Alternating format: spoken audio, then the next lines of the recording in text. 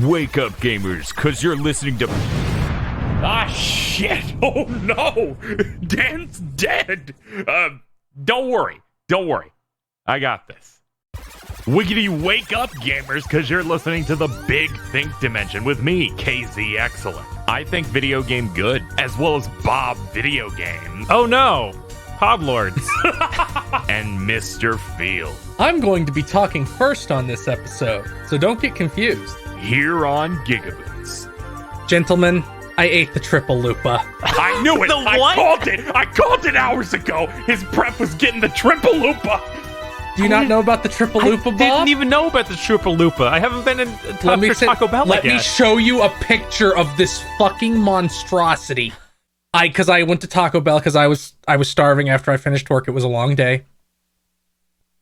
And I saw the Triplelupa. Look at the Triplelupa. Wait, that is not the way I expect 3 Trilupas.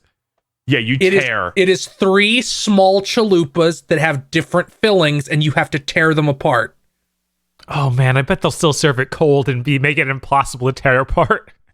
I was hoping you knew and you were also gonna get it and it was gonna be wrong. But I had it. Mm-hmm. It was adequate. I don't think I'd order it instead of what I usually order ever again, but it was the cheesy one was just meh. The other 2 were pretty good. The Chipotle one was the best one. Do you get to select what they are? Can you be like, oh, I just want 3 Chipotle? No. Of course. You get 1/3 cheesy, 1/3 cheesy Chipotle, and 1/3 Chipotle. It can't fit lengthwise in their meal boxes. They have to turn it diagonally. Is there anything else even in the meal box at that point? Yes. The meal, which is $6, is this, a drink, 1 crunchy taco, and the cinnamon twists. Cinnamon twists are fantastic. 10 out of 10. No. But we always have to have some stupid fucking fast food thing. I knew you'd do it.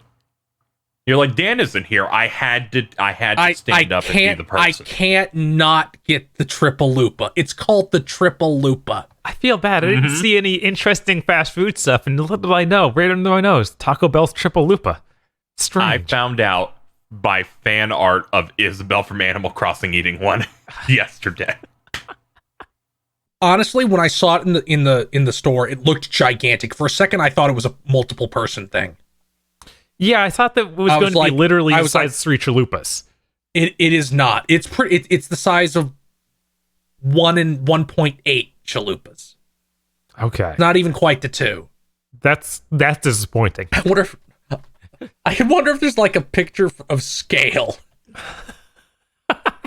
Here it is compared to a taco. Speaking of food items, my friend Sky encountered the Big Dipper from Pizza Hut this week. I don't know if you know what that is. Oh, they used to do that a long time ago, right? Oh yeah, I know about the Big Dipper. Yeah, it's the pizza that has no sauce in it. You dip it, and it's 2 feet of pizza. Oh, I didn't know it had no sauce. That sounds like it would be good without any sauce. Yeah, like cheesy bread with pepperoni. Yeah, it's cheesy bread, and then you dip it into a variety of sauces. It's like $13. Wow. I need to see if my Pizza Hut has that. I'll try it. It but does.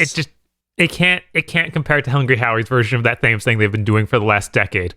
Yeah, but I don't have a Hungry Howie's. I'm sorry. Not everyone is blessed. So, in other fast food news, there's a New Mexico burger chain.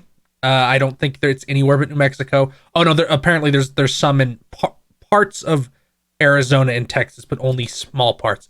I'm surprised they haven't been sued. It's called Lotta Burger. Wow. It's Blake's Lotta Burger. Does it have something you can put an egg on it? Presumably. Apparently they're one of those. We have 2 burger options. Pick one or die.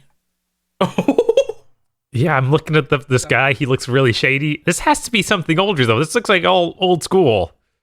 Is that just the aesthetic, or Maybe. There was some hamburger place that was similar to that closed down, that was also very similar to Whataburger sounding.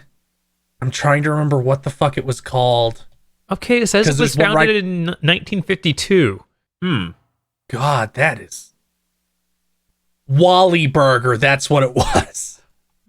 Wally Burger. Before they I now have to try and find a picture of Wally Burger in my town. I found the best possible picture. It's a modern picture of their location that's like a block from my house. It's shut down. It's incredible. Casey, you might have to cut this in. okay? It's just dead. They put bars around it. Yes, because it's not like an What it's happened not like to an the even sign place. on the right? It was basically like a stand. Yeah, this does look like a lot like the it old looks like school a prison. McDonald's. So when they would close it, they would just shut the iron bars. And now it's permanently closed. You just put wasted in the middle of the screen there. Like put CJ over in the corner. T-pose. But yes, that's Wally Burger. Oh my god. Here's a slightly less depressing picture of it from when it was opened that somebody took. Wally Burger Prime. Oh, look, there's color. It's still No having one's the there. cage is really bad. It still has the cage and no one wants to go in. I've eaten there before. It was still open while I was alive. It's not like it closed in the 80s. It So closed what? like It's in from the 2008. 40s to now. Shout out to jimandgarrett.blogspot.com. This is literally a block away. Maybe I'll take a modern picture of it at some point. Please. Casey. Please. But if you could do that, be swell. But I think that's enough fast food nonsense. Yeah, Phil. How about we have you open? You might as well. You can be the Dan. You can. Okay. What'd you play? You usually play a lot. The only thing, I'll talk about Super Danganronpa 2. Extreme. I won't go too far into it because I'm only at the end of chapter 1. I'll talk about it at greater length when I complete it, as I did with the first game. I think it's funny Dan isn't here because Monokuma, the antagonist, does have a Mario-esque clip of him going Danganronpa 2 that he says during one of his like breaking the fourth wall moments. I think it was pretty funny that Dan was like, "Does that happen?" I'm like, "I don't know, maybe," and then it did. It's very violent against women. It's fucking stunning how much better than the first game this is almost immediately. In every conceivable way. Mm-hmm. It has a better UI. It has better music. Even the music in the first game was good, but the music in the second game is better. It has such a better cast. Yeah. Like immeasurably better. It has so much better a protagonist. Even better mini games. Most of the mini games are better except for one, which is a nightmare. But the protagonist is real great. In the first game, it's voiced by, what the fuck is that guy's name? Bryce Papenbrook. Bryce Papenbrook, who is Kirito in Sword Art Online. Yeah. And is doing a little simp voice. Yeah. As usual. He has his moments. He's not terrible. He has his moments. But the protagonist in 2 is Johnny Young Bosch. Yeah. Boom. Just pack it up. You can't compete. Especially when you shoot the truth through something. In this game, you hear Johnny Young Bosch yell, "I'll shoot through that contradiction." And it's very raw. They also added truth swords. Okay. You have sword battles with words. And when you cut down the enemy's argument, Johnny Young Bosch yells, "Allow me to cut through those words." It's very good. They made the whole thing better because They it was better than Ace Attorney in some ways, but in other ways it was more simplistic. They brought in the thing that was even in the first Ace Attorney game where your counters can be countered. So you'll be making your you'll point out a contradiction and start making your argument, and then you'll get broken. They also added a rival character, which the first game did not have. Yeah. I believe you said something like, I'm going to throw you down a flight of stairs. I think I said that. I think I said that like 6 times. You did. And one time you said, I'm going to fight you down those stairs. Is he the guy who looks like the Jinjo? Yes. Okay. Yes.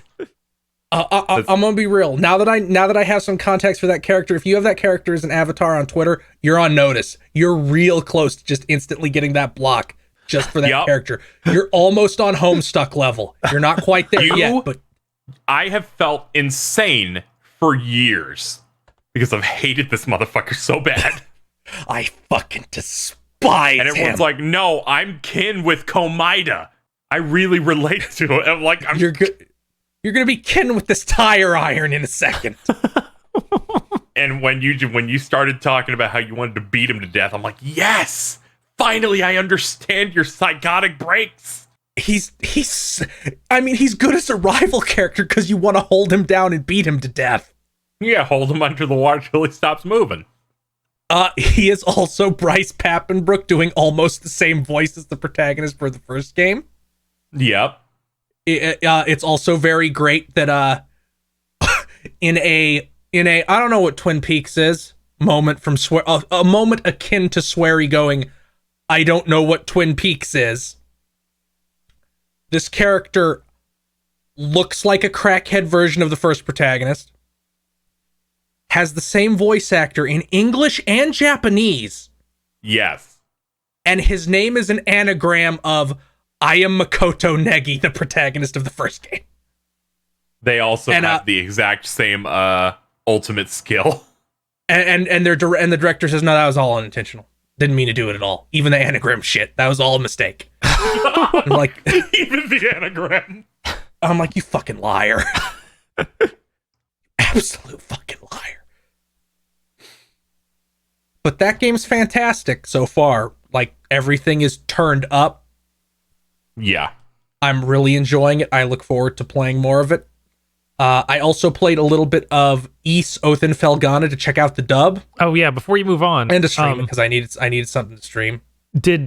Would you say you could jump into the Danganronpa 2 without playing the first one? Oh no, I played the first one. I streamed the whole thing. Yeah, no, I'm asking if you think that you would need to. I played all of them, and I think I think you can, but there's stuff that game, even from the jump, that game takes advantage of the fact that it's like we know people played the first game, and they're specifically trying to fuck with those people. There's a lot of parallels between the new cast and the old cast, but then they fuck around with them. And yeah, it's something that's strengthened through playing those. I'm trying to decide if it's worth it, because one has a lot of. I enjoyed one, but I'm not sure if most people would. Also, it's 30 hours long. Yeah, I feel like with all of these, I kind of rush by the end when it comes, because there's like free time events and stuff you can do in there, and I kind of like blaze through them by the end. Yeah, I guess if you're not streaming it, you can also not bother to let all the dialogue play out all the time, and you can mash through some of it. Yeah. But I think you could get into like 2. You could. And it's such a drastic drop. I mean, such a drastic rise. Think of it like Gundam. Sure, you could start at Zeta Gundam. It'd probably be fine, but you'd miss some things. Also, I really enjoy the character in Danganronpa 2 where he'll interrupt you and say, "Don't underestimate the power of my evil eye." And it takes so long that they almost run out of time, and it doesn't finish playing before the effect happens. Yes. But I played some of the Ys Othin Felgana to check out the dub. Holy shit, what an abysmal dub. Oh yeah. Oh, no! It's ancient, right? I don't know if it's that ancient. Ancient East. I'm gonna look up when it came out in America, at least, because that's when it would have had to happen. Right. Was no, it 2010. It's not that old. Ooh. But it has to just have a bad voice director because Patrick Seitz just sounds wrong. Oh wow, it even has him. Yeah, he's Dogi. Huh. And he sounds like way overexcited, like he got told to be really energetic. And then you have Derek Stephen Prince as the antagonist Chester, who is like just sound as evil as possible. Is the character That's real weird. gangly? You Kinda. get Derek Stephen Prince whenever you want evil scientist or Digimon Emperor. He's like evil. He's like evil slimy guy, but that's not what the character really is. So it does totally work. Yeah. Then you have that doesn't fit.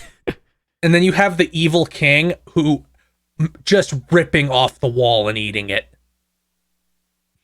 like What? he's chewing the scenery. Oh, okay. I was like, Because his lines like all have some that isn't in the text. So he just has this evil cackle like almost every line. good. And the most insane one is the innkeeper of the town, Margot, who I think only has one voiced line at the very beginning, or voiced bit. She just sounds like Vox. I saw the clip of that, and you're right. She Voxander, twitch.tv/Voxander, friend of the show. Yeah. She has a voice that's like a combination of her mockingly being sultry and the guy who goes, yes, from The Simpsons. It's like a combination of those two. And this performance sounds exactly like her doing that voice. It is unbelievably amateurish and poorly directed from, I think a big voice actor. It's just so out of place. Oh, that's great. I'm looking forward to playing show on hard mode with this amazing dub. You should. I can appreciate a bad It'd be dub. really funny. Oh, it's Terraplat. Somebody, if you wanna rip the lines from the East Oath and Felgana dub and put them over Edelgard from Fire Emblem Three Houses, I think that would be funny. Oh, man. Oh, man. Good content. But the last thing Anything I else? played, I played Legends of Runeterra. Yeah, how's that? It is okay. I think I need to play it more to really get a grasp of it. It has a weird structure. Legends of the Runeterra League of Legends card game. It's the League of Legends it's their attempt to eat Hearthstone's lunch. Oh, okay. So it's Riot doing their thing. Yeah, it's Riot's like League of Legends themed card game thing. I don't know how successful it's going to be because, for one, I think it has a much worse UI. On the other hand, that UI can run at 144 frames a second, so it looks really smooth.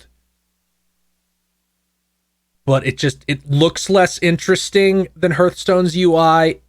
It feels worse to use, in my opinion. And of course, this is a beta, so maybe this UI isn't final at all. It looks awful final though, but maybe it isn't. Mm-hmm. So you have to do. So the way it works is, it's even more like Magic than Hearthstone is.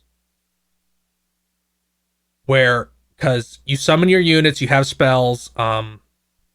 You, much like Magic, you don't get to pick what you attack in this game.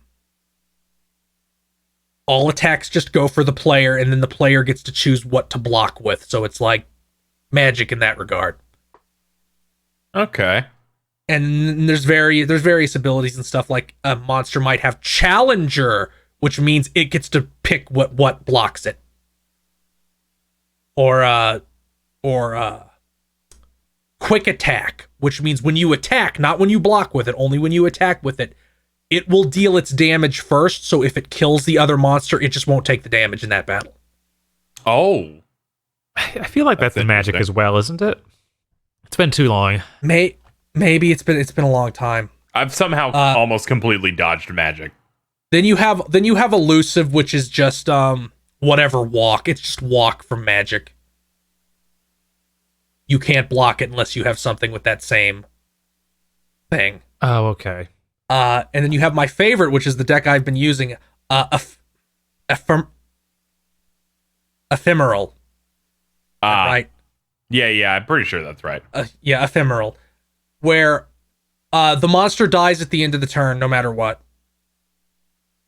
Oh, so what it is they'll cost less and have better stats for the cost, like a 5/5 monster that whenever it deals damage, it'll heal you for that amount that it dealt. That's 3 mana instead of like 6 or 7, which would yeah, be that's some good value. But it dies at the end of the turn. But what I'm doing is my deck that involves the I think it's called Ephemeral Shark, which Of course, it's a shark. God. which is a Fucking and it's random. even it's even teal colored. Oh no. God damn you! I didn't You're a fucking I didn't meme. design it. I didn't You design picked it. it. You're like, whatever, they gave it to me. No, They no, gave I'm me the sorry. I'm cards. sorry. It's called Shark Chariot. I'm gonna post a picture of Shark Chariot. But its gimmick is whenever anything ephemeral attacks, it will just come back and attack with it. Oh. So you get 3 of those into your grave, or 4 or 5 or 6 by using bullshit to make duplicates of cards. And then you're like, yeah, I attack with this one monster. Oh, look, I have 6 now. Look how it's written, as if it's the thing. It's like, revive me. And then if you really want to ruin their day, you put down I forget its exact name. It's like ephemeral prankster or something, which is not actually ephemeral. It just deals 1 damage to the opposing player whenever anything you control dies. Oh man, Yeah, that that's sounds mean. obnoxious. It is obnoxious. It's very Holy mean. I like it shit. a lot. You're selling me on this. Is this literally League of Legends monsters and stuff, or is it original to this game? I guess I don't fucking know shit about League of Legends lore. The champions are in this. Okay. Yeah, I heard They're it was like- a mix where it's the lore and the like locations. Like you can even like pick a location from the world of League of Legends to go to, and you get champions, and they're their own cards. The way it works is they have the 6 regions of the world. Those are your colors, like Magic, Huh. and they line up more or less to the colors in Magic. It's different from Magic, and you only get 2 regions a deck. You can't have cards from more than 2 regions in a deck. Okay. I mean, it felt like it was become too much of a burden if you did more than 2 in Magic most of the time. But Yeah, and there's and I mean, you could do it in Magic, but it also had like land to limit you, and in this you just get more mana every turn. So they have to limit you in some way. right. Yeah, that makes sense. The way champions work is really interesting, and that they each have a condition, and if you fulfill the condition, they level up, and their stats and effect get better. Ooh. Like Garen, the Demacia champion with his 17 capes, which is I don't mean his design. I mean there's an item called Sun Cape, I believe. Mm-hmm. And so some people, there was a period of time when the game first came out where I'm just gonna post it. Okay. Casey can decide what to do with this. I've seen this fucking no. comic 100 times, even though I've never. I need more capes. Bring me my cape of suns. Oh my god. But if he attacks twice and hits, he levels up. I think the leveling up seems like really interesting. It's less like a less stupid version of the quest system from Hearthstone, and quests fucking sucked because they were all do some bullshit and we give you something that wins the game. How did they make something that sounds stupider than Yu-Gi-Oh! Win conditions? An example was KZ. There's like a Warlock one where it's like discard some amount of cards. I think it's like 5. It's either 5 or 8. Mm-hmm. Discard this amount of cards. It's like we give you a portal that cannot be destroyed, and it summons 2 3/3 imps a turn forever. I am so glad I fucking stopped playing Hearthstone so early. Because I left when I was having fun. The rogue one, I think, is like play the same monster, play the same card 5 times in a game, so you have to keep bouncing it back to your hand. And it's a card called Energy Core, and you play it, and it's all your monsters are now 5/5, no matter what their stats were before. Well, and it's all shit like that. I think the champion leveling system, one, makes sense because it's based on league, and like you in a match you're leveling up. You're going to, I forget what it was, like 18 or something. Like it's some amount where you would level up and get stronger. So having the champions work like that in the card game, I think, is neat. I heard like if you, depending on like which location you settle in the card game, is how you get cards from that area. Oh yeah, it does not have a free currency like Hearthstone does. Well, it does, but it's not the same. The main way you're going to get cards is you set your region, which is one of the 6 regions, and then you get experience. And as you level up in that region, you'll get some reward. Like, here's a chest with this many cards in it. Here's a booster pack. Here's a specific card. And then that experience also goes to your weekly chest. And your weekly chest is something you get every Tuesday. And it's level 1 to 13. And depending on what level it is how much shit you get. Would you say that the overall, because I don't know how much you played this, but does it seem like a better use of your time in getting things than Hearthstone is?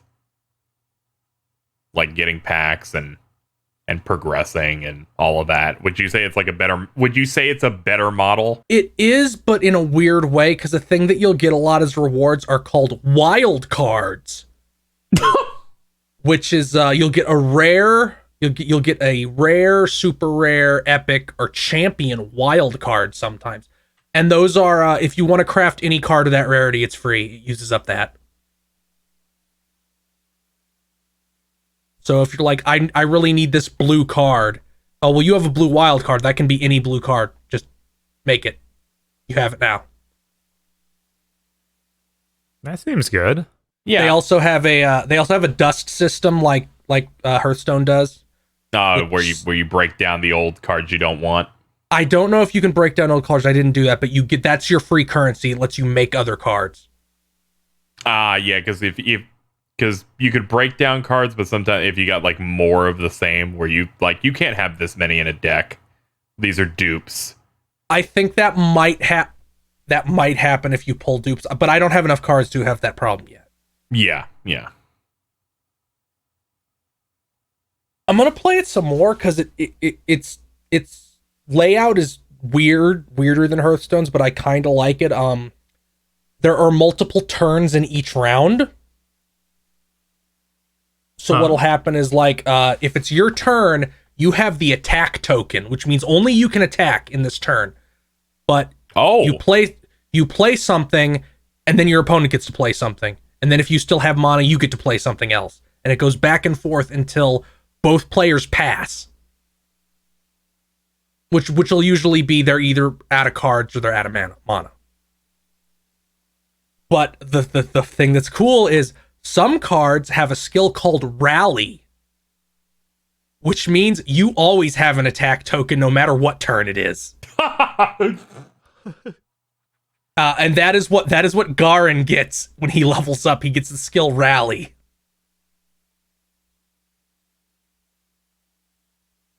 I feel like this has more things going on in it out of the gate than Hearthstone did when I played it. Granted, I only played up to Nax Ramus as a point of reference for the podcast. This game is much more combo oriented than Hearthstone is. Well, maybe it's more combo oriented now, but than Hearthstone was at this point. Mm-hmm. And you really need to be using like synergy between what you have, like my bullshit shark stuff that people get mad at. Yeah.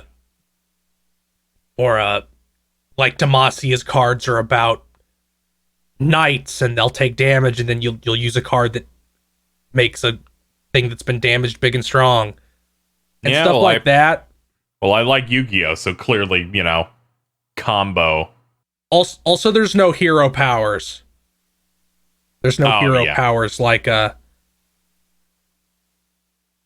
and you can actually save mana for your next turn, only up to 3 though, and it only can be used on spells. But you have 3 spell mana. Okay, that's good. A little bit of leeway. Yeah, I think I think its biggest problem and the biggest thing that'll keep it from like taking on Hearthstone is everything but the champions just looks kind of Kmart Blizzard. So what's a little new? Too generic. Yeah, a little bit too generic. They have their version of the porgs, I guess, called poros. Oh God. And I'm like, oh, I fucking hate you guys. Like, I want to kill you guys. Like, you guys suck. Like, I'm gonna post a poro and tell me if you don't think this thing sucks. I'm gonna post the official art of a poro. Okay, and be like, all right. Instead, I want Bob to tell me if he likes it better than most Gen 8 Pokemon. Sure. Oh no.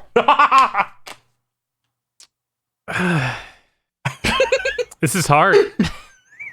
I guess not. Just think of toxicity. Yeah, I like it word toxicity, that's for sure. That's one of the best Pokemon ever made. Raw. I would put him in top 10. He's so good. I don't know about that. But He put him strums in the top with his 20 chest. at least. All right, yeah, maybe top 20. Golem's pretty cool. So feel. Did you play anything else or what? No, that's it. That's it. Okay. I'm done. All right. Bob, you maybe played some. I don't know. I played a little bit of stuff. I actually kind of want to try this Hearthstone knockoff game. I'm excited. It's Same. Interesting. It's an open beta now, so you can just... I downloaded it while he talked about it because I got really interested in it because I like card games, and this one sounds different. I recommend spending $5 on the starter bundle because it's like the League starter bundle where it just gives you a bunch of shit for $5. I mean, yeah, I'll do that if I like it at all. Yeah, I'll try the tutorial and maybe play an hour to be like, all right, does this fire off any neurons? I was instructed by Dan that I needed to bring up my epic win in Deal or No Deal. Yes, Game Boy Advance. Yes. I selected on last stream one chest at random, and I was confident that I had $1 million in it. Dan wouldn't believe me. And then I did. Yeah, it did, in fact. You played one game of Deal or No Deal and somehow won by doing nothing. Yeah, no, I just looked at that. That game is so bad. One of my favorite game shows of all time is Deal or No Deal. Really? I don't like. It's fun. It's exciting because they got to talk. Does he take the deal? Could he have the $1 million?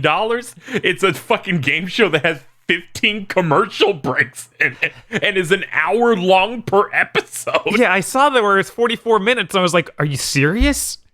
I think part of it's diminished by being a Game Boy Advance game, so it's literally just like, okay, yes, I want to keep playing the game. It looks so nightmarish watching that VOD. Yes. Of that fucking Howie Mandel homunculus. By the way, Howie Mandel has OCD. That's why he shaves his head, and why if anybody gets real happy and hugs him, he sticks his arm out like a robot. Okay. I highly recommend when he was on the Eric Andre show. But yeah, I can't imagine watching this game show. It's so bad. There's literally nothing going on other than what's in the box.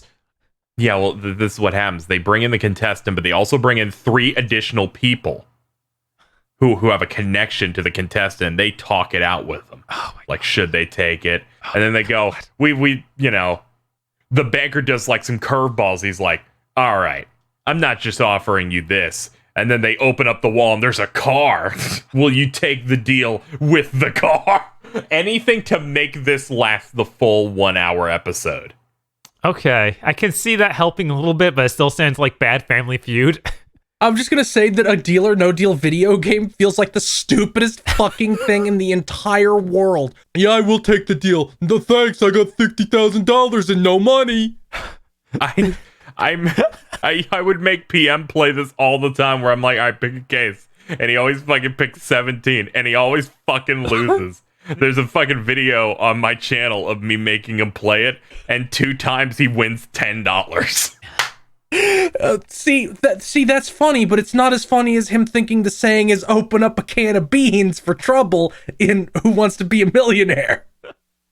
Oh yeah, it's like when you bring yourself into a situation, you really opened up a can of what? Beans? He answered beans instead of a can of worms. What? Yes, when the options included beans, worms, and a couple other ones, like, no, I think beans is really it. However, he did play Deal or No Deal this week to see if he could defeat Bob. I loaded up a flash game version of it. Oh no! The 6th case he opened, got rid of the $1 million. He forced me to refresh. Happened again. He only got the $500,000, which might be the best time he's ever done it. He usually only gets like $5 because his way of playing it is picking the exact same numbered case and saying no deal the entire game. It's the only way to play it. But except for that part where you only pick one number, that's insanity. It got real scary though because his final 2 cases were between $500,000 and $700. It's a masterful game. The Game Boy Advance game actually opens as a text screen saying you aren't winning real money. Just so you know. What the fuck would they need to do that? KZ, you have more faith in people than you need to. Just imagining some white woman coming up to the GameStop like, "Where's my money? I needed to redeem Where's my money?" The Sears counter. We spent hours playing it over and over. Okay, but I played real video games this week. That was a real video game, but we'll pretend it's not for this podcast. What else did you play? The new Record of Lodoss War game came out today, so I got to play some of that. That's right. I didn't. It's only early access, though, right? Yeah, it's early access, so I beat everything that was available, which was probably 40 minutes, maybe less. Oh, no. Yes, I might have got a shoe in 20. I'll wait. Yeah, I don't suggest anyone go and buy this and play it immediately, but hey, it's still on sale, so buy it. It's really good, but it's incredibly short. Buy it and sit on it. Yeah. It's called Deadlit in Wonder Labyrinth, Record of Lodoss Lore. This is made by the guys who did, oh man, what was the name of that Toho game last year? Luna Nights. Luna Nights. They did the Jack Bros game. That was and the Konosuba one. Yeah. Yeah, and the Pharaoh Rebirth. So they have a good pedigree of Rebirth Plus. Really nice pixel art. And this is the closest they've come to just being like, yeah, we're going to make Castlevania Symphony of the Night. A fucking Deedlit? Is that who you're playing as? Deedlit fucking moves like Alucard and has the after images? Yeah, you get the backdash. You actually get 8 directional attacking. So she's got like full whip control from Final Fantasy 4. Or sorry, Castlevania 4. Oh my god. Yeah, with her sabers. Oof. And you get several weapons. I got a club, a sword, and like a spear, and several different kinds of them with different stats, and a bow and arrow. I'm looking at footage. She has Alucard's exact run cycle. Yes. It is the exact same. It's literally as close as it can possibly be. It's just a way more detailed sprite. Yeah. You also get wind and fire magic. Wind magic actually lets you float so far above the ground, so you're able to just like, okay, I can't quite jump there, but I can float, and it doesn't limit your. It still feels like you're limited in some areas because you can still only go so far above the ground, but it gives you a little bit more control, and you can literally hover in air and shoot arrows or something, or just stab downward. It's really neat. The save complete text that comes up when you save is not something from Symphony of the Night, but looks like it would be. Yes, most things look like they're from Symphony of the Night. There's statues that you walk by in the background frequently. It's just like, that looks like a statue in Symphony of the Night. Yeah, it's the closest they could be, literally. But that's really cool. It also has Ikarga style stuff. So you can switch between your fire and white wind magic to like walk shoe damaging areas that are like, oh, this is the pillar of fire, so you have to turn to fire mode and walk through it. Or even enemies will shoot fire attacks or wind attacks, and you can switch to avoid them. And you have a leveling system, but you also have a separate leveling system for your fire and wind magic that goes down if you're hit. So you can build them up to like the rank 3. Ooh. And then if you're hit, you'll drop it back down and they'll be weaker.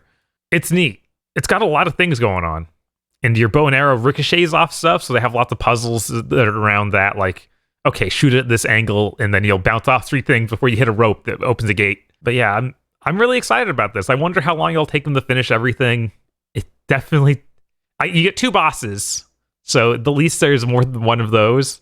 Give a little bit more than you might expect. Since this looks pretty polished on a mechanical level, hopefully, like, the heavy lifting has all been done, and it'll be, like, all done by the end of the year. Yeah, how long did Toho one take to get done? Was that also an early access thing? Yeah, I think that was also about a year. Yes, it was. Let me see. Yeah, go ahead and check, because I'm pretty sure it was just about a year as well. This one, I think, has more money, though. Yeah. This definitely feels like it has like, upgraded money. I love seeing the upgraded money in future games. I mean, the Toho one looked like it had a lot of money, so I don't know. Like, it could just be them going for a different art style this time around, because everything was already super detailed in the last game, but they were a little bit more cartoony aesthetic, like super deformed and whatnot. That's also because it was Toho, and everybody in Toho is a little gremlin. Yes. Yeah. It seems like it first came out on Steam Early Access in August 2018 and released on February 2019. So, okay. Yeah, it's not bad. So 6 months? That's only like 6 months. So if they can do that again, definitely go ahead and pick it up, get it cheap while it's in early access, and just hold on to it. There's so many. It's one of those dealies where it's like it's cheaper and then it'll be more expensive later, that kind of thing. Yeah, that's how they usually go. Yeah. Although they might add another level post actual launch like they did for Luna Nights. They could. Yeah, I honestly just like all I can think is I wish that there were more to play. Like it was really good. It's very interesting. Just the different way the weapons felt and floating around to get better attack vantage points was really neat. Because you could like stab directly downward in midair. Strangely, when you're crouching, you can't do a like diagonal slash like Alucard could. So there's points when it's like, okay, I guess I'll need to jump out over there and actually go to him instead of just hitting him through this floor. Well, hopefully it ends up coming out by the end of the year. It'd be nice to get another one of their games into our big think top 10 of the year. Yeah, Toho Luna Nights was our number 7. I had to go pull up the list again. I would definitely nominate this as long as it's got a decent amount of content by the time it's done. It's really neat. Mm-hmm. Their games feel really good and look really good, so as long as they have the content. What else did I play? Oh, right, I tried the Call of Duty Battle Royale mode they added. I downloaded that, but I've had so much shit to do, I haven't been able to play that yet. I tried their new mode because I was like, everybody knows what Battle Royale is, but what's this? I think it's called Plunder. Mm-hmm. Which it's all about collecting money on the map, and you actually respawn. You just lose some money if you die. And the whole point is like you have a team of 3 guys and you're trying to build up enough money by looting stuff and doing contracts you find in the area. The contracts are like, oh, go kill this exact player and you get extra money from it. And the point is that a team needs to get to $1 million. So this is basically deal or no deal. Because you're trying to fill the case with $1 million. We found it. Howie Mandel's in Call of Duty. We've done it. I think it's really neat. I haven't yet had a game where I felt like I got to experience the whole thing because the first time I played it, I had a full team of guys. It felt like we had a full roster of players we were fighting against. But for no reason, the game ended after 10 minutes, like in a non-grandiose way of like, oh, it's over. It didn't even seem like someone had won. It just seemed like it ended for some reason. Stop playing. And this is still in beta, mind you.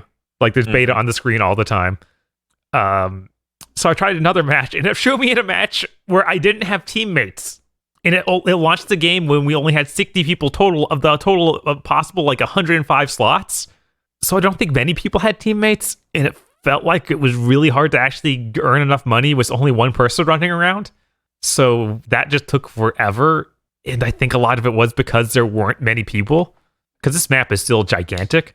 So I was hardly running into people. When I was running into people and killing them, I did not get that much money because I guess either they hadn't figured out the game mode yet or something.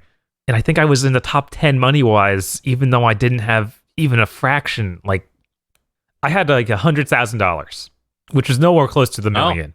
Yeah, it's nowhere near your deal or no deal winnings. No. And it took you so much longer to get this 100,000. Yeah, I probably played that game for like 20 plus minutes, and it just felt like it was not ending. But I think that's a neat idea. Like, I liked seeing them take the battle royale thing of having a giant map with a bunch of guys trying to fight each other and doing something new with it. Because if I said before, I'm really tired of like the way battle royales feel in general. Like, that didn't appeal to me much. I mean, but this adds respawning in. This has like an overall goal you're going for that's not just the map retracting. And it has like, it'll mark the map doesn't do that at all. It'll just mark the guys with the most money on the map. And the whole idea is like, okay, go find them and get their money before they can get helicopters or some other way of getting their money out. And this is a part of the Warzone Yes. thing? Yes, this is the two modes in Warzone are the regular battle royale and then this. Because I picked it up. I don't own Modern Warfare on console, so I picked this up. And they require you to have Modern Warfare's data because, you know, they're building off of it. Yes. So this free-to-play thing is, and I checked just now, 100.7 gigs. Yes. Oh. Yes. Yeah. It is Thank huge. God I have no data caps, or I would have shit my pants thinking about, I'll try this 10th of a terabyte game. Yeah, luckily I already had that game downloaded, so I just had like the 20 gig, I think, update. Yeah, it was. I saw like it was save get click video games or something. So it's like, yeah, if you own the game, they only have to add the one update, which makes sense. I mean, is clearly using a bunch of assets from the main game. Like all the guns are transferring over, and a lot of the areas look like they're kind of taped together from all other areas. It didn't even say Warzone when I downloaded it. It said you're downloading Modern Warfare. Yeah, when you boot it, you're just downloading the game. It just shows, you can play campaign mode, multiplayer mode, or Warzone. It's one of the options on the main menu. Yeah, it'll just gray those other ones out.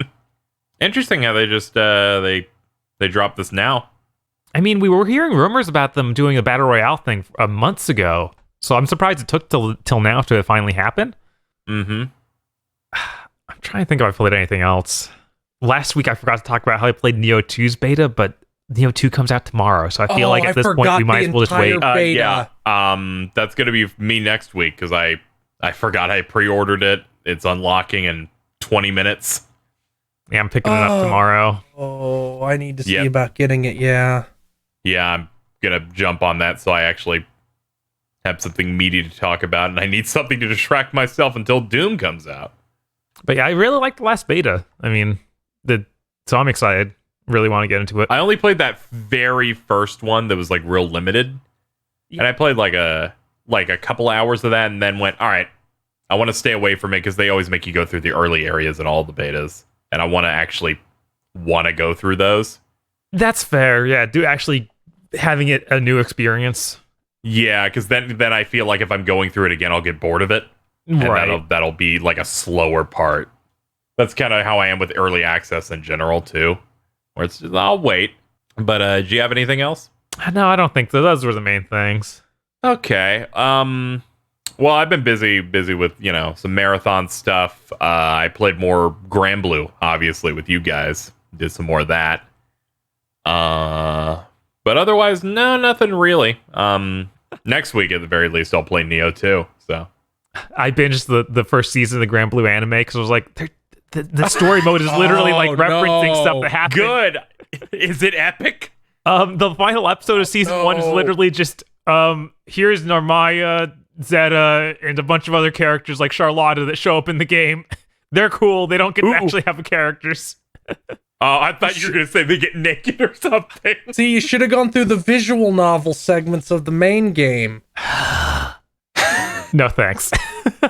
Maybe I should watch the anime. It sounds cool. The extra episode that they made, it was like an OVA, actually is like a weird retelling where it's Jeddah is the main character, and she's the female version of Gran, and she's a Turbo Chad, apparently. So it takes place during the same time the anime ends, but she has a team of like a ton of extra people, and whenever they show her fight, she literally just like robotically moves towards the enemy, blocking bullets until killing things in one hit. It's bizarre. So I'm excited for her to get into the game. But yeah, I didn't really play much this week. I'm hoping next week because Neo 2 will be out, so I'm excited to jump into that because I liked Neo 1 a lot. Had a great time with that, and reviews seem pretty solid for 2. Haven't really heard anything too bad about it. So yeah, everything I played in the beta really gives me hope. So yeah. Mm-hmm. Yeah, all that stuff seems real interesting, and that launch trailer they put out looked nuts. Like they definitely looked like they were going all out. But we've gone through our weeks, which means something segue. Oh no, Podlords. Not you them. should say oh no because Dan isn't here to read them. Oh no. I'm sorry, Bob. Oh no, Bob. This is the best episode we've ever had. You podlords are being given a fucking boon for this. Dan's sick, so I have to read them. Yeah, so Bob, you should make sure to tell everyone how hard Dan worked today. Dan came over here incredibly ill, putting together this Podlord list for like an hour. Yes, it was like an hour. I was like, come on, how long is this shit taking? And all of these names are a mess. But he got us pictures for everyone who had a very interesting picture to show. So I'll make sure to give those to the cast so we can all see them. But here we go. Podlords such as... All right. Danny Richardson. E. Lee Broyles. Texas Man joins Smash. Yeah. Corey Brown. Red Blaze 27. Keep your hands off of Jucifer. Suzushiro, the meat on bone. That's right, okay. Yes, that's right. Emperor Zero. Shooting feel right now. Okay, here we go. PP Key from Pop Team Ep Key. And I got a picture for this one. Oh no, it's the key. I have a feeling. Yeah, it's Key like from Kingdom Hearts. Shibuya.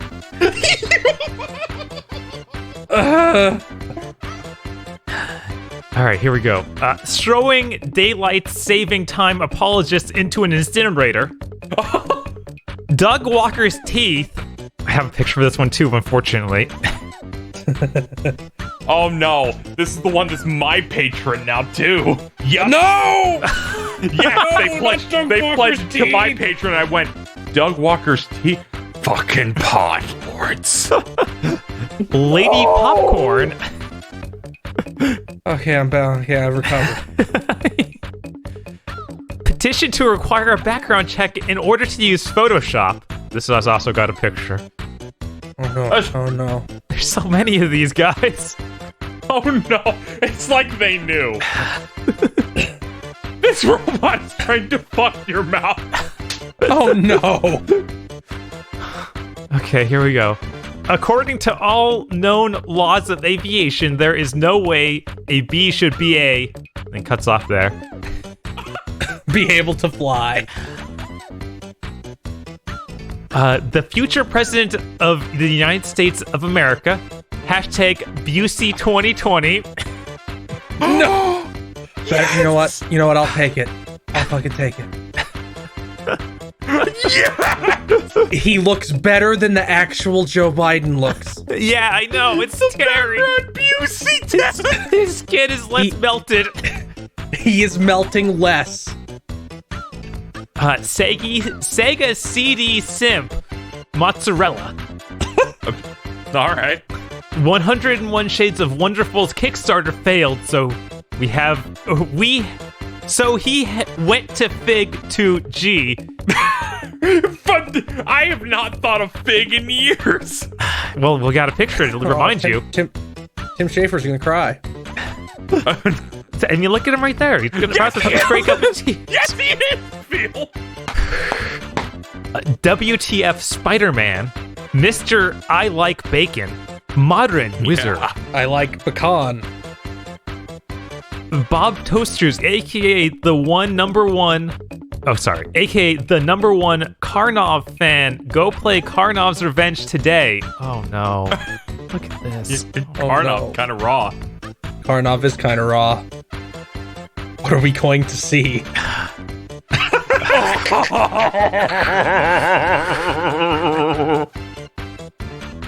The number one Karnov fan.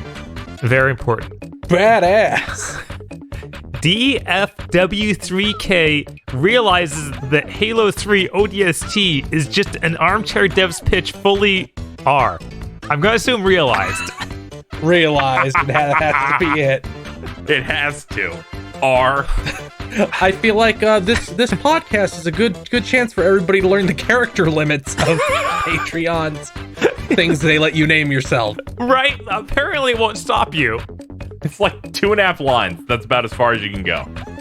Thank you, patrons. Thank you, pod lords. To our pod lords. Thank you, pod lords. You got something that no other episode will get. Hopefully. God, they're just gonna show it to me every time now, isn't it? Yes. But also thank you, patrons. And if you would like to become a patron or a podlord, you can go to patreon.com/gbpodcast. In addition to, if you decide to be very generous and become a podlord, getting your name read out on every episode of Big Think Dimension and getting to punish us with images like get us our Bleach podcast. Yes, we're only about $500 away, and Dan is not fucking prepared for that. Whatever, you want it the least.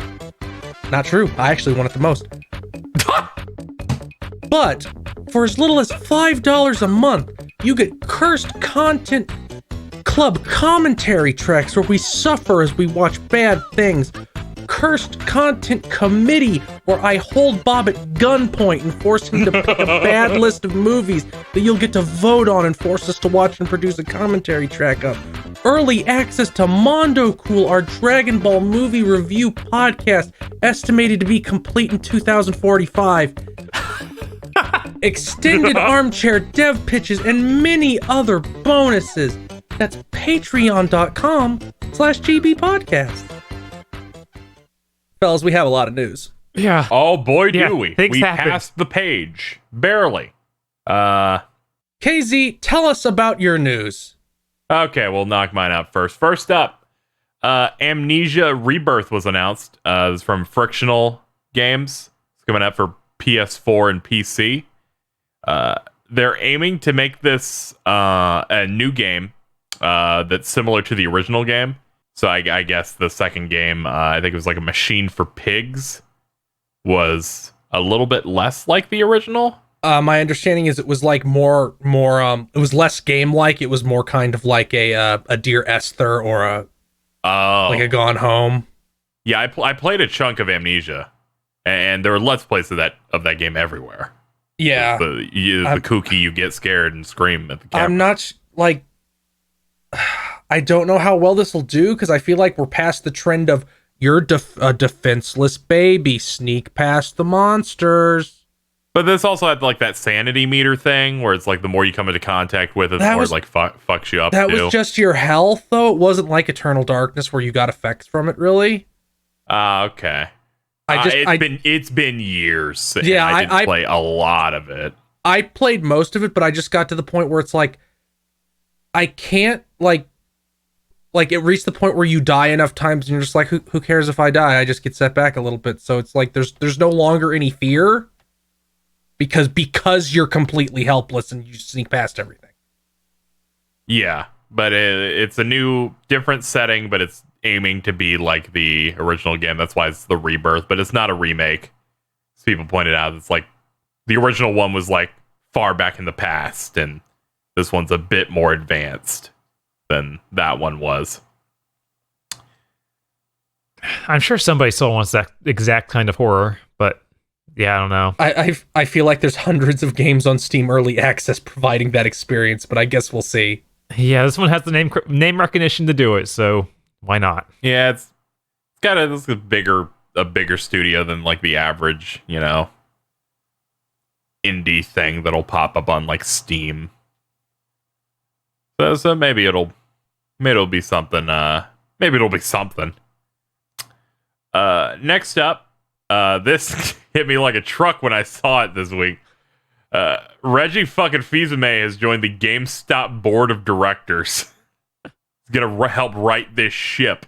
Gonna either get the big New Yorker sold again. I don't know if I don't know. This is hard to take in. I don't think he's going to be able to right this ship. I think it already hit the iceberg. I would say that you're right, and that iceberg hit like 2 years ago or something. But who knows? I'm gonna be positive. I think Reggie has at least a slight chance. It just depends how much power he has there. Yeah, I wonder how much influence he will be able to pull, because it's not like a major job he's doing like a 9 to 5 or anything with, because he also does stuff at Cornell.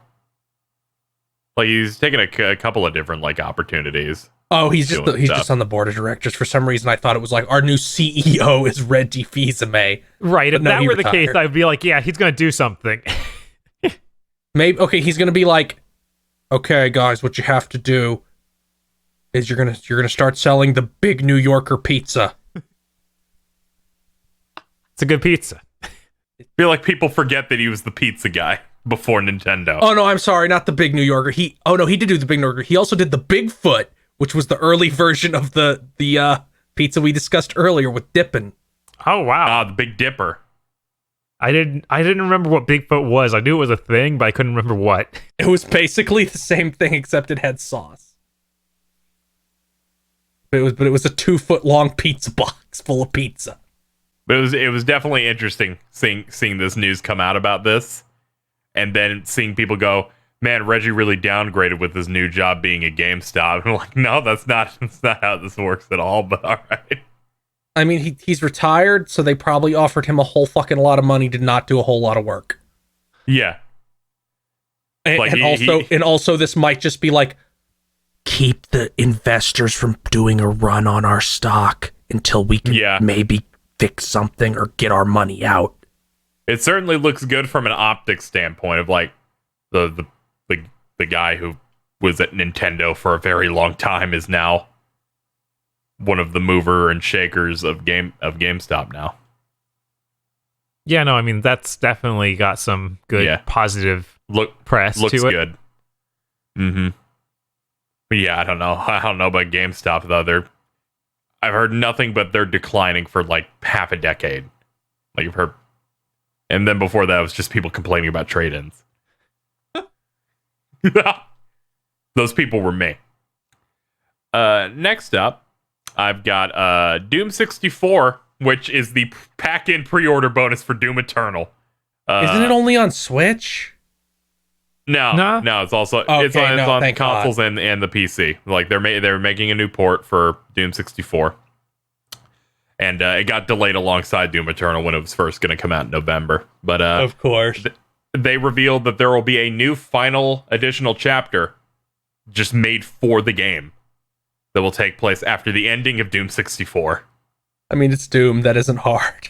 And for people who like the lore of Doom in these games, it sounds great. And I'm like, is this going to be like some Kingdom Hearts ass shit where this leads in and adds connective tissue to Doom? What my first thought is, this is going to fucking end with you sealed in the coffin. That would be really good. Is it going to end with you sealed in the coffin? And then they put up like the text from the start of Doom 2016. Just rip and tear until it's done. And I'm like, God, the timeline of Doom 64, Doom Eternal sounds really good. Man, now I want to. I had no desire to actually play this again, but with that, maybe. Yeah, and it's one you play after you finish the game, and also something that makes sense. The director of Doom Eternal, Hugo Martin, said his favorite Doom is 64. And it's the one he played the most. Yeah, that makes sense. Yeah, so. Something that also was Doom related, because it's almost as coming out next week. They showed off the customization stuff, so you can customize your Doom Slayer. You can get like the old original Doom guy outfit. If you have Twitch Prime, you can get a pink unicorn Doom Slayer, where his helmet is like the mouth of the unicorn. Like the teeth are jutting out of the top of your head. Yeah, some of those were pretty goofy. Yeah, there's a lot of goofy stuff there, and I thought that was neat. They also put out like their launch trailer and everything in that game, still looking really sick. All I can think about with the customizable Doomslayer is the image that Kino Fabino, a Twitter user who makes old shooter memes, of just Doomslayer's ass. of him wearing assless chaps. I'm gonna make Casey look at that. Okay. All I can think of. Oh my god! Rip and tear his ass. I was trying to find his original post of it where he's like, very upset that they didn't include my vision for the customization. That's just tragic. In some really interesting news, I think, is 2K and the NFL have signed a multi-year deal for NFL games. Non-simulation, though, which means they can't compete with Madden. So they'll be good. They might make a fun game. Yeah. Weird. Yeah, I know. It's like, they might make NFL Blitz-esque type of game, or they might make literally anything I would want to buy. What was that bad one from last gen where it's like, we don't have any license, so it's just all bullshit? All-Star Pro Football. No, I'm thinking 2K9. of I think I'm thinking of Backbreaker. Oh yeah, that was the dark I don't even one. know what that is. Yeah, So, it was a God, who fucking made this horrible thing? Oh, 505, of course. Of course. Oh God.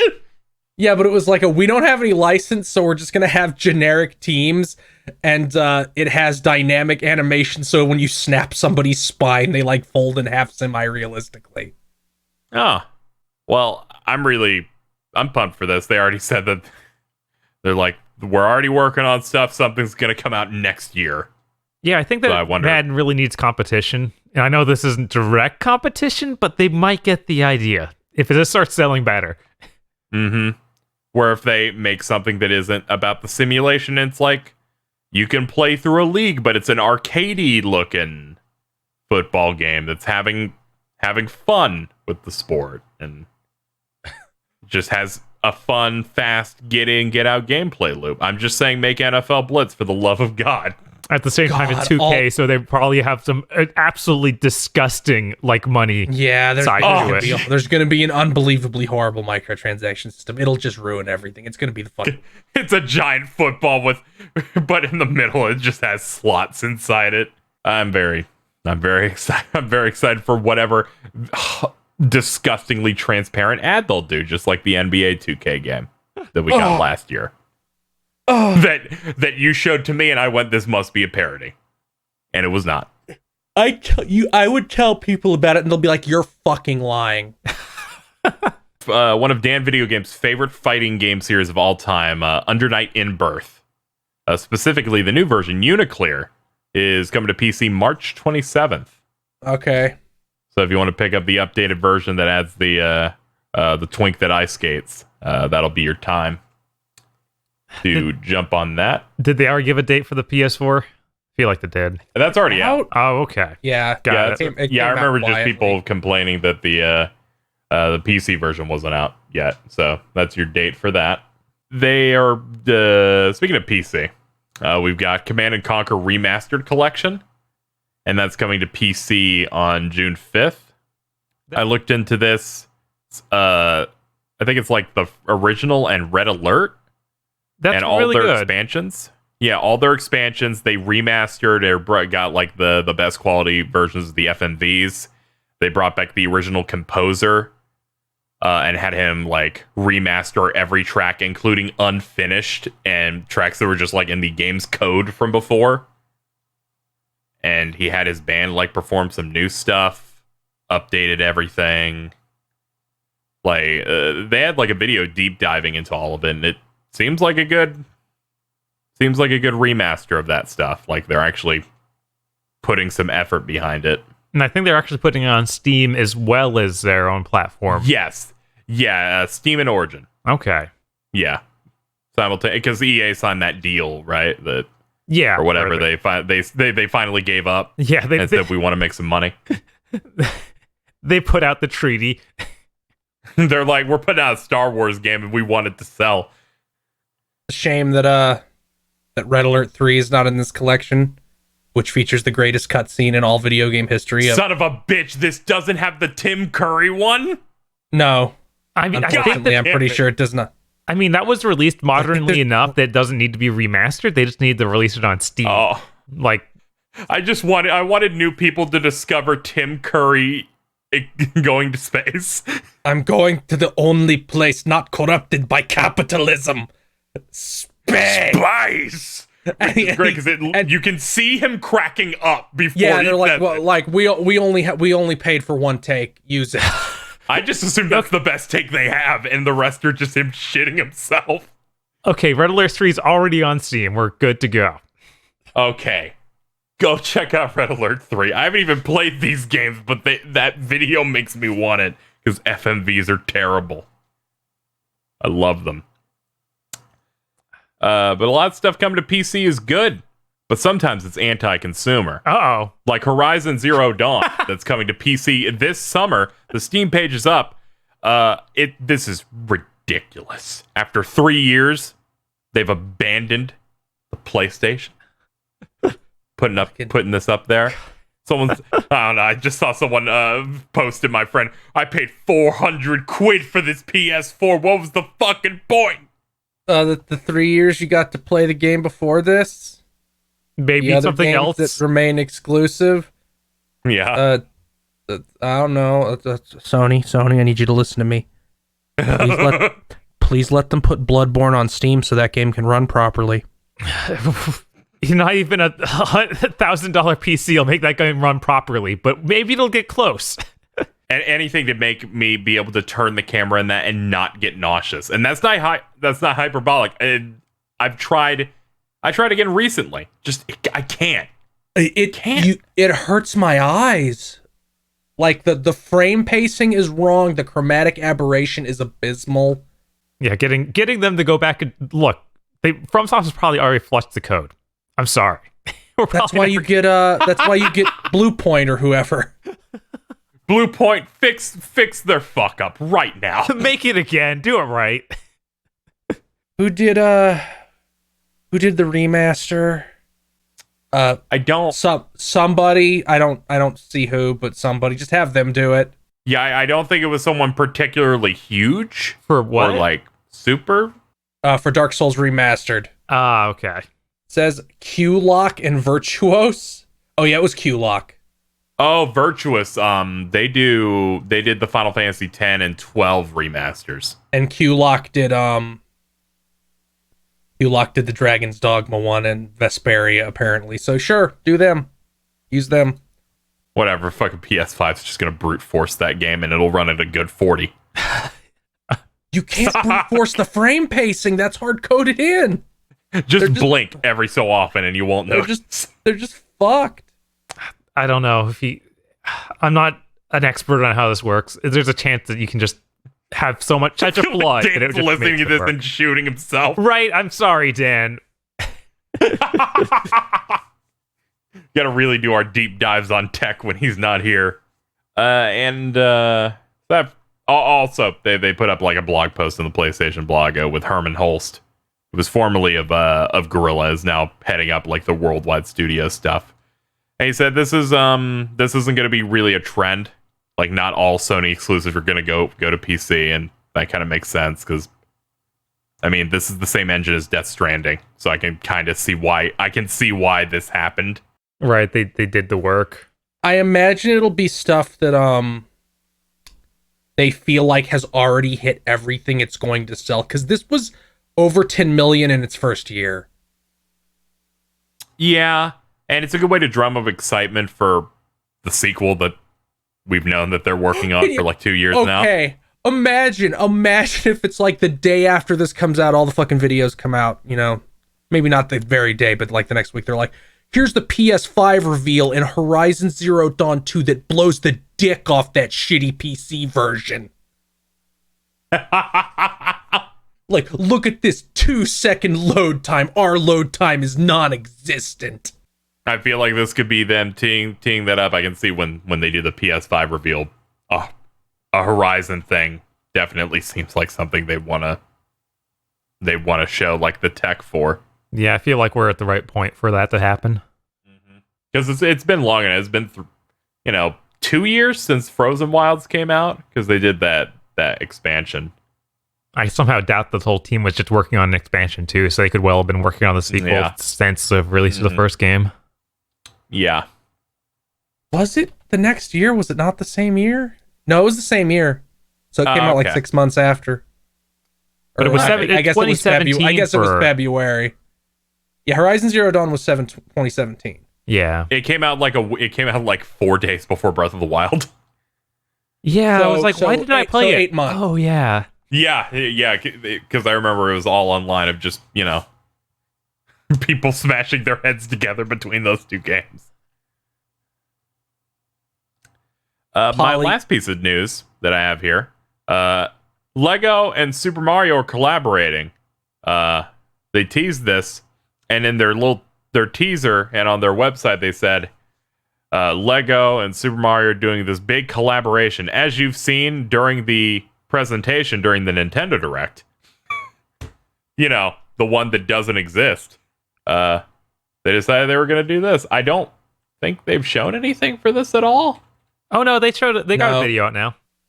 Oh, do they? Okay. Yeah, you can go watch it. What is? It's not regular Legos. It's fully new Lego sets that have different shapes and stuff, and you play with this giant Mario and move him around this like play set. I see this now. That you made. So it's not like a Lego Mario game. No, it's not a Lego Mario game. It's also not just a Lego set for Mario. It's something really different. Yeah, this looks really neat. Yeah, I was streaming for like 9 hours, so I completely missed this. This is a very Nintendo-y collaboration. Yeah, I think it's funny the fact that they clearly were going to put this in a direct to the point where their PR said it and it just never existed. Yeah, I have to wonder if they just had to cut it out of the direct. Like, oh no. I'm assuming that there was supposed to be direct on March 10th, but some kind of part of the big sickie made it not be able to be ready. The big sickie, not great. I've seen some people straight up saying like there should be a direct this month because they have to show what else they're fucking bringing out, and there's been a lot of places saying like, yeah, that Xenoblade Chronicles thing's almost done. Yeah, I mean, it's been getting rated everywhere. I've been seeing two things of like, no, there wasn't a canceled direct, and yes, there's a direct next week, all sorts of stuff from people. So yeah, I've just been seeing a lot of they're not gonna wait until something in June that's dead, but they're going to definitely do something at some point this month. Makes sense. Maybe do one like a week from now, or maybe like a week and a half whenever Animal Crossing's already out. Right. Speaking of that's all of my news. Speaking of things that may or not have been canceled due to the big sickie, E3 is canceled like entirely. That shit's a corpse. Entirely. Most of the big, participants like EA and Ubisoft and Microsoft have basically said, we're doing a direct. Square put out a statement and there was like, we stand with what the ESA said, it's respectable. We have a lot of big exciting games, a lot of new next gen stuff, and we will show it at some point at some event at some time. It'll be a direct because it'll be a direct because every single event's going to get canceled. It's like Square unsucked in their gut.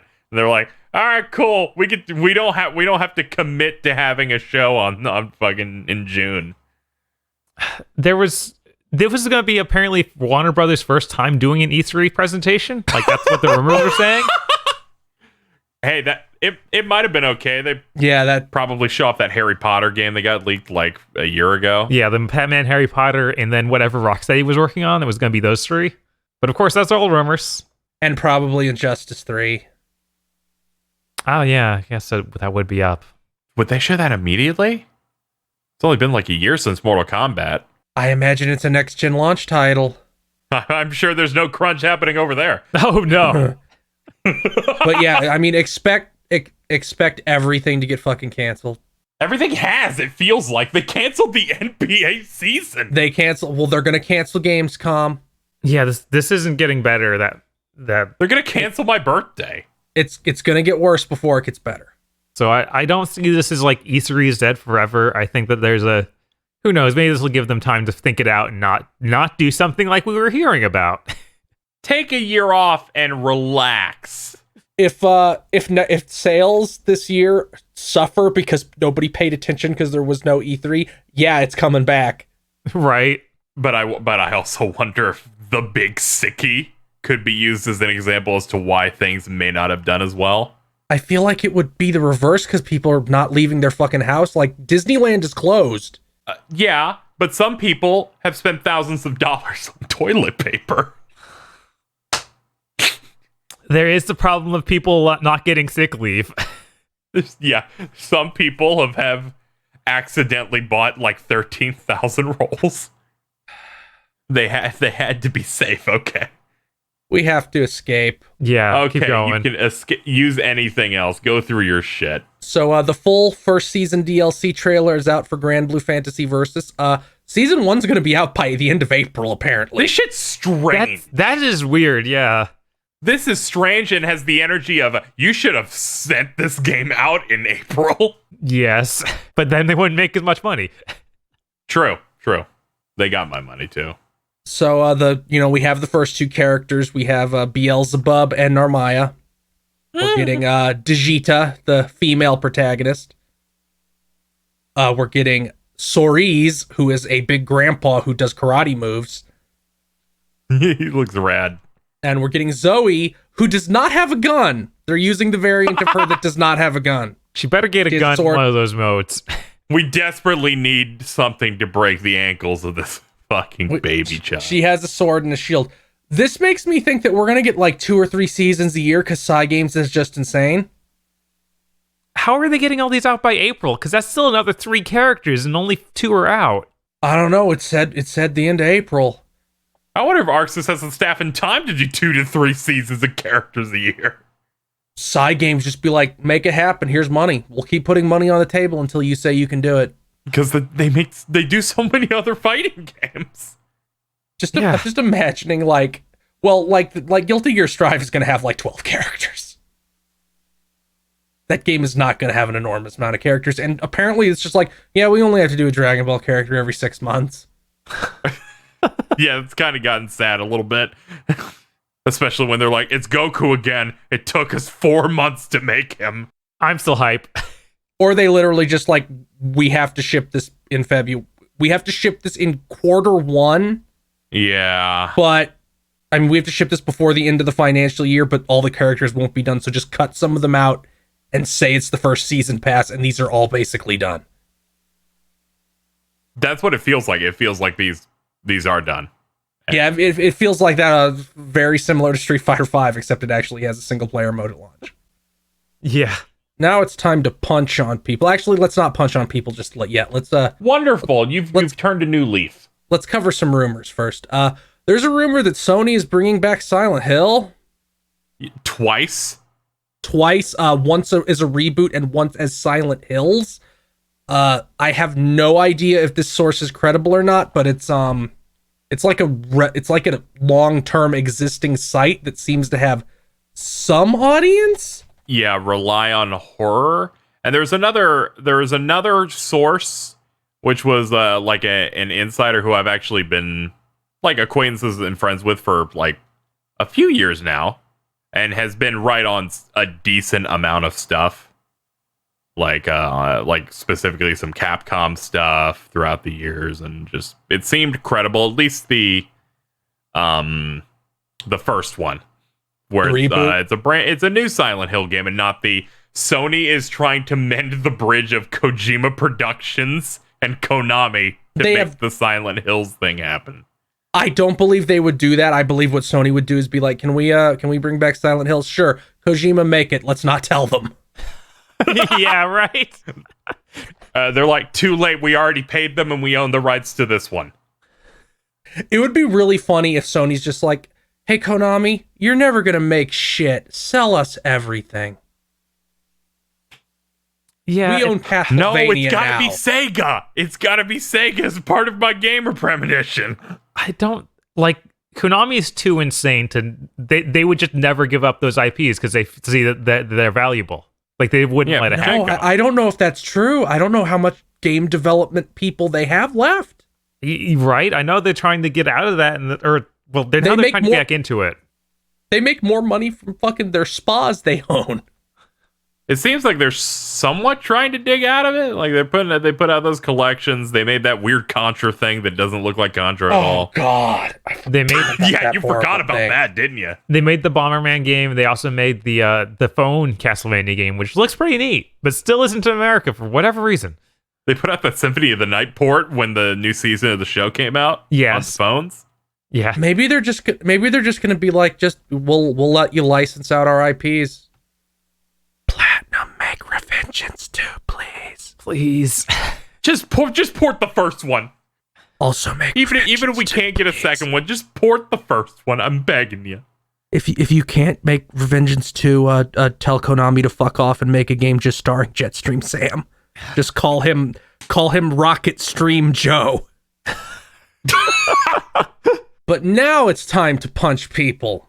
Oh. Doom Eternal doesn't run at true 4K on Stadia despite them promising that. If id Software can't make your shit work, your shit is fucked. Yeah, it was id who promised it too. They're like, we can do this. We can't do this. I'm starting to think Bob's insane theory that they're somehow just running these games on server blades might be true. Wait, is that not true? I thought that was what we knew. No, your theory was they're running this on standard server blades somehow, to which Dan said, no, Bob, that's insane. It has to be different. You can't run games on server blades. Whenever you say server blades, I think of Xbox 360 blades. Yes, so do I. Every time. And I'm sure Dan is listening to this and being like, I can never not be on there again. These fucking clowns. Let's talk about wrestling. Okay, we'll talk about wrestling. KZ. Yes. What is your favorite line from John Cena's theme song? I'm going to give you some options here. All right. What is your preferred line? I got your soul. What is it? I got my soul straight. I brush your mouth like Colgate. Or do you prefer aiming guns in all your photos? That's a no-no. If I can only choose those, it would be that one. But I do like when he just goes, Rapadoo. Yes, Rapadoo. Okay, this has been bad. Let's move on. Okay, yeah, this is an awful bit. So let's move on to whatever else you want to talk about. Okay, Naughty Dog is the latest up on the crunch treadmill. Which we've known they've had insane crunch over there forever. So it's not surprising. It's never really come out, but like now it's like, yeah, we can't keep people. It was something like 70% of the people that worked on Uncharted 4 are gone. They could think that it's something like that. We had to get people from the film industry to work on animations for The Last of Us 2 because people in the game industry don't want to work for us. I also saw a former employee over there who said, when I left Naughty Dog, they tried to make me sign a thing to not reveal the working conditions here. Yeah, and he said, that's not illegal. That's illegal. They're like, oh, okay. Well, or they said that they would withhold his pay. His last paycheck. They'd withhold his last paycheck unless he signed it. Which he said, fuck around to find out. And they said, no. We'll back down. I think the exact wording was, that's probably illegal. I'm just going to throw this out there. 90% of the things any job will try to do to you is illegal, and they hope you don't know. Yeah, that's probably about right. When you look at situations like this, Naughty Dog's the best in the biz for a reason, They know if they don't go the extra mile, someone else will. Please stop. We don't need to talk about that. It's funny how that the AP99, the insane Sony fanboy that ruined Twitter for like 6 months, outed himself as being like, guys, this is all fake. I've been fucking with you for 6 months. But then somebody who is not that person and is real tweets this shit where it's like, Naughty Dog knows you need blood, sweat, and sacrifice to make true art. And I'm like, Shut up, nerd. You know, those people exist. They're all over the place. So Yeah. It's not great. And this seems to be the worst example is one of the worst examples we've seen of crunch that we know of. I think the Mortal Kombat one is the absolute worst. That's the worst than like the things that they make them do as a part of the job that should not be a thing. You shouldn't be getting PTSD. Should not be freelancers looking at dog gore videos. Yeah. I will continue to enjoy my Japanese video games where no one there speaks English, so they can't talk about the crunch they deal with. God, I have to wonder what's worse, the crunch on that or the crunch on all anime. Anime. Because they pay those people slave wages. They sleep under their desk, Bob. I'm saying I don't know. That could well be the same way for game development over there. We just don't know. I think it's a little better. Not a lot, but anime doesn't make any money and games do. True. But in lighter-hearted news, Detective Baby Rosalina. What in the fuck did you just say to me?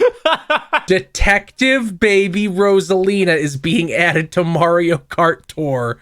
I feel like we're hitting the bottom of the barrel and then knocking it out and finding another barrel. Detective Baby Rosalina. When's Detective Baby Gold Rosalina? Kicked out of the Costco Baby Bowser.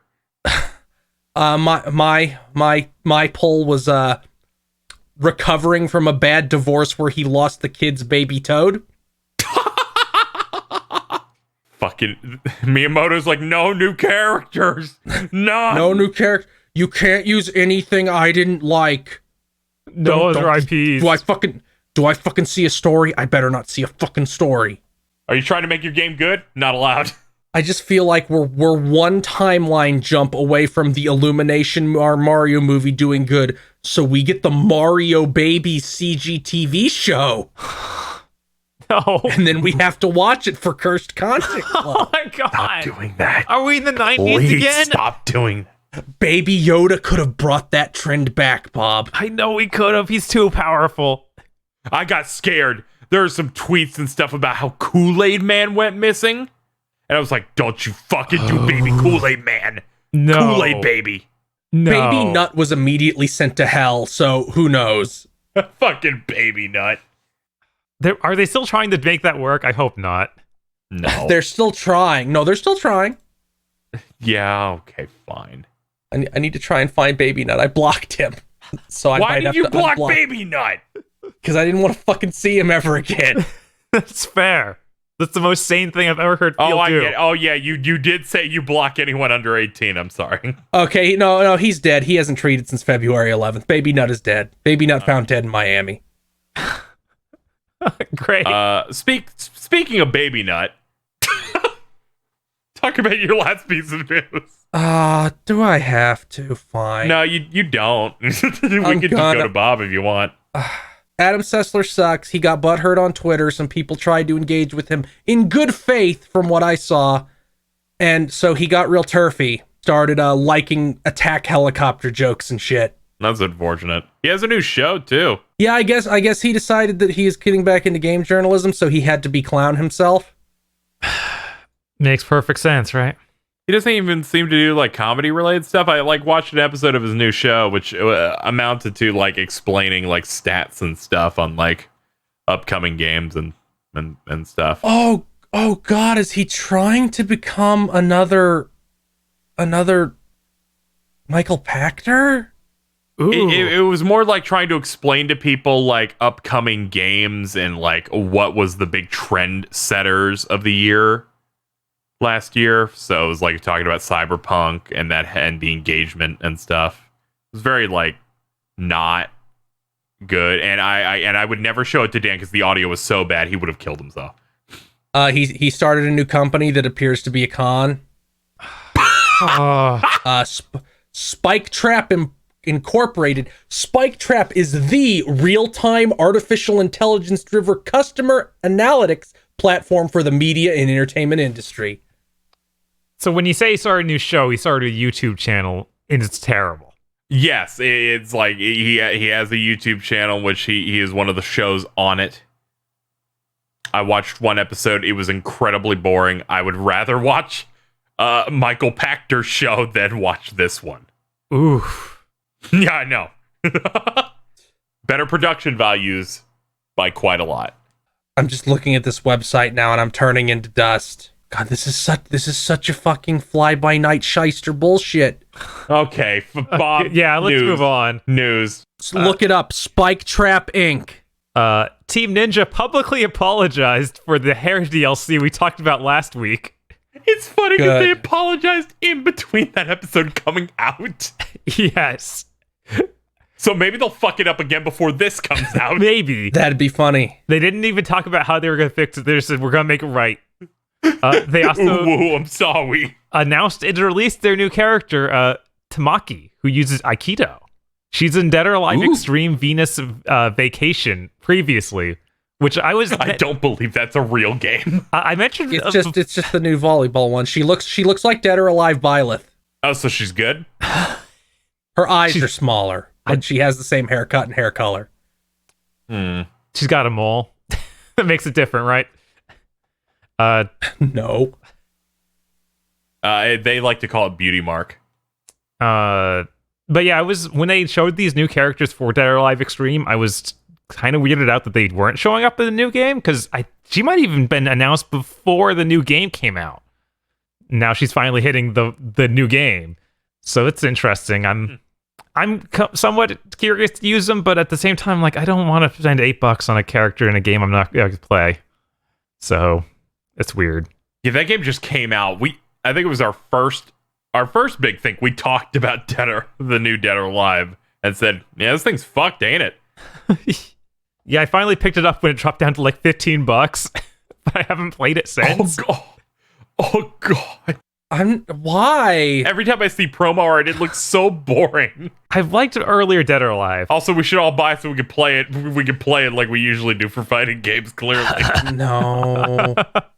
It's not going to be worse than Dissidia. We played Dissidia. We clearly have no standard. Right? And whenever we do that, I'll buy a Tamaki and play as her. This is... Dead or Alive just has the most white bread looking girls I've ever seen. Yeah. Like the only one that just doesn't immediately leave my brain is Kasumi. I think Ayane is somewhat iconic as well. And Tina, I guess. But it's Which just one's like, Ayane? Is that the purple one? That's the pink character yes. one. Okay. With the big ribbon. She's the one that was in a couple Ninja Gaiden games. Yeah, I think that the characters that come over from Ninja Gaiden are all better. Like Momiji from Ninja Gaiden, better character design than most of them in this game. They all have the exact same face. For years, I always mistook Dead or Alive or interchangeable with Virtua Fighter for some reason. Oh, that'll get people mad at you. Virtua Fighter's a video game? Virtua Fighter had a crossover with Dead or Alive, though, so it's reasonable. I mean, I played Virtua Fighter. I played a lot of 4 on Virtua Fighter is dead and has never come back, and Harada has said, we will not revive it for Sega because nothing we do would please Virtua Fighter fans. You're insane. Wow. He wants you to forget about Tekken Cross Street Fighter. All right, I guess we should move on. Yep. CD Projekt Red had the CEO came out, Adam Kicinski. He says that they're going to have 3 teams after Cyberpunk comes out. One team's going to work on a like online mode for Cyberpunk. Another one's just going to be doing add-ons for Cyberpunk, and then a third one is working on a new Witcher game, which won't be called Witcher 4. And I was hearing some reports that he might have been vague and said, it might not be a Witcher game, but at the same time, he also said that they were working on Witcher and Cyberpunk. So, who knows? Maybe that's them being cute, like, this one's about Siri.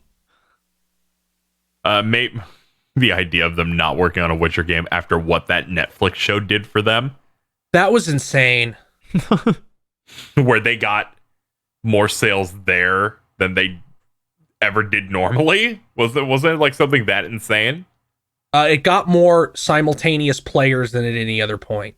Yeah, it was a major boom. Which is already insane because I think like in 2019 or 2018, I forget when, it was one of the highest grossing games on Steam. Not sales, grossing, mean it made one of the most money-making games. Jeez. Well, explains why they're able to fund Cyberpunk. And now the most exciting news of the week, I feel. I cannot believe this shit. Apparently there's a new Tony Hawk game.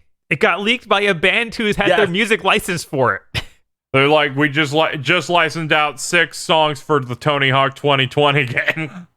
There's no way a mobile game has vocal songs. It has to be a real game. Yeah, that's what I was thinking. Like, did any of their like really bad no effort ones license out a bunch of tracks? I mean, yes, the Tony Hawk, the last one did. What was it, Pro Skater 5? But that's still a real one, despite it being awful. But I'm thinking like gimmicky mobile guard. It's still a real game. It's just an abysmal nightmare no one should ever play ever. So yeah, we might get another one of those abysmal nightmares. Yeah, go away, Robomoto. Don't do it again. Yeah, hopefully Robomoto's not allowed. Hopefully this game was allowed to be developed. Yeah, for more than like 6 months. And wasn't like, we're releasing this game unfinished on the day we lose the license. Yeah, maybe it isn't some scummy thing of, this is the last day we can put this thing out. Also, none of the game is on the disc. Yeah, we don't need that again. Hopefully, this isn't terrible. I didn't go check out the band. Did anyone check out the band? With a cold Tony? No. I did, but I don't. I can check my history. Don't worry about it. It's fine. What's the name of the band? I don't remember. Very fair. I don't. The Death Set. The Death Set is the name of the band. Oh, okay. I feel like everyone's Googling this band now. They're punk. I listened to one song just now. I listened to 3 seconds of one song and saw the music video. This is a Tony Hawk band. Okay, that's good. I like, in popular culture, their songs have been featured in Google Chrome's commercial during the 2012 Super Bowl. Oh no. Well, that's the right level of sell. You have to sell out a little bit to be in a Tony Hawk game. Yeah. featured on shows like 24, Degrassi Junior High. Yeah, yes. Oh no, Sunset Overdrive. What's wrong with Sunset Overdrive? Of course they would fit that mold. I guess. But yeah, they seem to have a similar energy to God, Onrush. What's wrong with Onrush? Don't remind me of Onrush. It was a game I was really excited for until they told me what kind of game it was. That's fair. And then I was like, oh man, cool racing game that, it's like a bit more fun and wacky compared to like a simulation thing. It's like a team based. You don't even have to like win the race. You got to kill the cars. Do we have any other news? I'm going to check right now if there's any last second news that sniped us in the back of the head. All right, Bob, what content's coming up this week? I'm sure you know. Oh, yeah. Dan's sick. We might have done a stream on Friday, just me, but I don't know. Who knows? Anything is possible. Anything. Literally anything. I mean, I think Dan finished I think we're on almost the last episode of the Detroit Let's Play. I have no idea if he's edited the last of it though, so don't ask. He has. He told me today that he finally finished the Detroit stuff. So shouldn't be like, oh yeah, I'm editing it. So next week there will be a spoiler cast for Castlevania Season 3. Very excited to hear about it. Look forward to it. Dan will not be there. But it's which will be really funny for reasons that you'll realize because I say it as soon as that thing starts. Ruh-roh. For me, same old. Continuing my Kingdom Hearts marathon videos are still coming out regularly. I'm gonna finally say I played a video game on this podcast because I'll played some Neo 2, so I'm excited to finally jump into that. Try and play as much of that as I can before Doom Eternal finally comes out a week from now. That's gonna be my week coming up. How about you, Phil? I will be continuing to stream Super Danganronpa 2. On Fridays, I will stream whatever the hell I want. Will it be furry adjacent? No, we got through pretty much all that for a while. Oh, thank God. Unless somebody gives me money to play Sonic Forces and discover definitively, once and for all, whether or not it's better than Super Mario. You will find out whether you have brain damage or not. Come up with something funny, I beg of you. Waka waka! Thank you for listening to this episode of The Big Think Dimension. If you would like to support the GB Podcast Network, head on over to patreon.com/GB Podcast so that way you can get exclusive behind the scenes on stuff, other content. There's a lot of content. It's basically non-ending avalanche of content. So head on over there, become a $5 backer or a Podlord today.